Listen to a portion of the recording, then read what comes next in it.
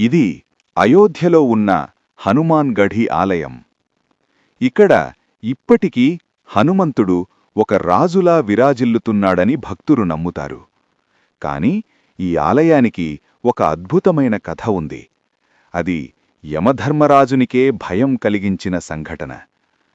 ఆ సమయంలో శ్రీరాముడు తన అవతార కార్యాన్ని పూర్తిచేసి వైకుంఠానికి తిరిగి వెళ్లాలని నిర్ణయించాడు. కాని ఒక ఆశ్చర్యకరమైన సమస్య ఎదురైంది.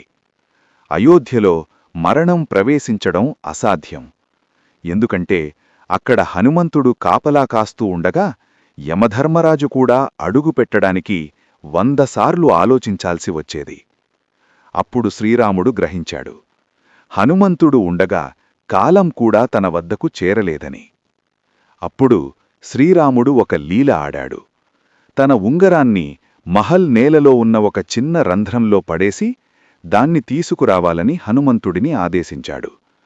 హనుమంతుడు వెంటనే సూక్ష్మరూపం ధరించి ఆ రంధ్రంలోకి ప్రవేశించాడు.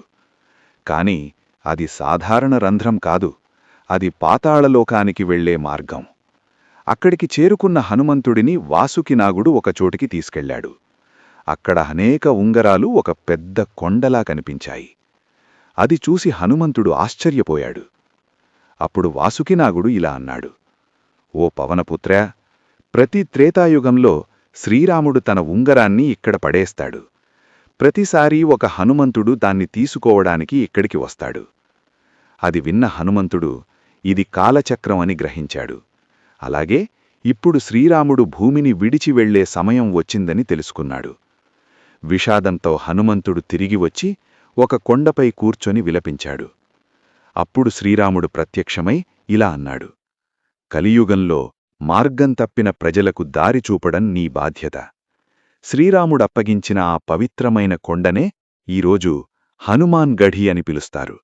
అక్కడికి వచ్చే ప్రతి భక్తుడికి తన సమస్యలకు పరిష్కారం దొరుకుతుందని నమ్మకం. మీరు కూడా హనుమంతుడి భక్తులైతే కామెంట్లో జై శ్రీరామ్ అని